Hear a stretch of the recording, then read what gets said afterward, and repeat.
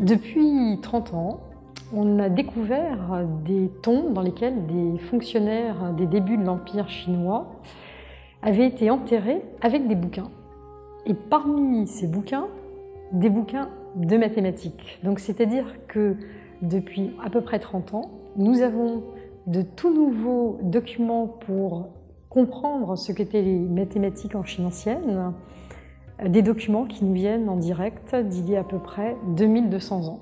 Allez savoir pourquoi les fonctionnaires partaient dans l'au-delà avec des textes de mathématiques. Ça fait bien entendu le bonheur des historiens qui se sont précipités sur ces manuscrits, qui les ont comparés aux 9 chapitres, qui étaient jusqu'alors notre ouvrage le plus ancien à observer. Et nous avons constaté d'une part que ces manuscrits paraissaient avoir été les documents, ou parmi les documents utilisés par les auteurs qui ont écrit les 9 chapitres.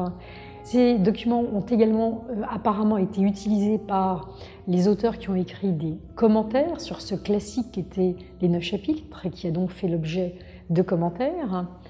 Mais nous avons également pu noter que ces manuscrits, qui donc avaient été compilés 2 ou 3 siècles avant les 9 chapitres, ces manuscrits présentaient des différences assez importantes. Et la différence la plus importante, c'est qu'ils ne montrent pas de connaissance du système positionnel décimal, qui est celui que nous utilisons et qui est attesté en Chine au 1er siècle de notre ère, dans les 9 chapitres. Eh bien, les manuscrits, eux, ne montrent pas de connaissance de ce système.